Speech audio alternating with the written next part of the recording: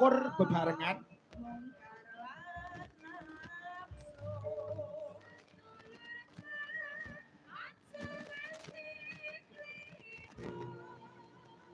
mong Gusti Allah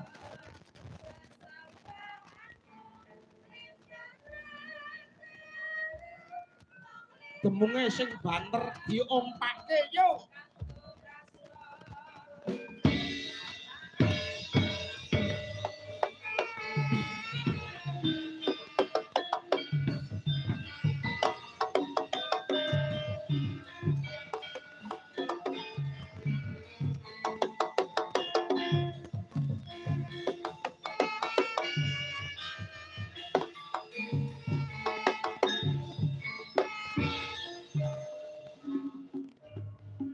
Hasbunallah wa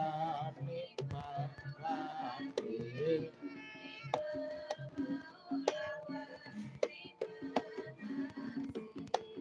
Wala haula illa billahil aliyil azim. Gusti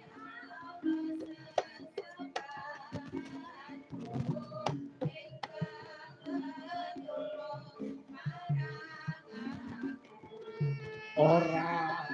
ono Dok Vivi ada Pak yo munian Dok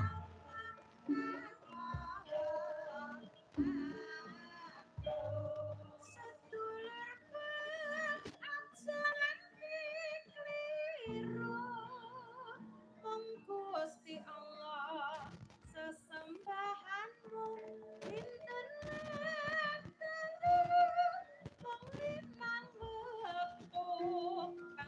kur bebarengan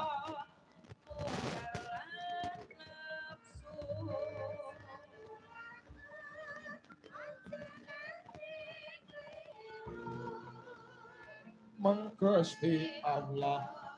sesembahanmu rinten lan dalu ana ayate pangeran wis ngandharake Nduk ana ayate pangeran ngandharake piye la ing sakartum la azidanakum bala ing kafartum inna adabillah sadik la ing sakartum la azidanakum bala ing kafartum inna adabillah sadik sing artine piye sok sapa sing nyukuri marang nikmating Gusti bakal ditambahi nikmate sapa sing ngukuri marang nikmating Gusti bakal ditambahi adab kang luwih dening pedih kula panjenenganipun tak sakat lan Ibu Sumiem bengi iki syukuran ngunjakaken raos puji syukur marang Gusti sing gawe urip tamune dalidir ora ana pedote Nduk alhamdulillah bengi iki diparingi terang alhamdulillah rong dina utuh udian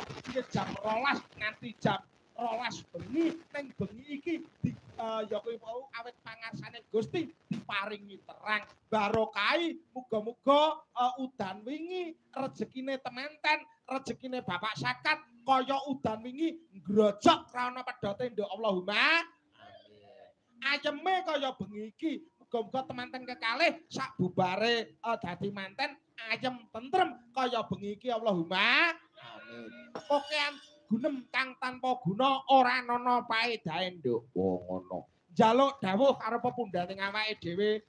blionya Cak Yuda Bakia diaturi munggah panggung paring dawuh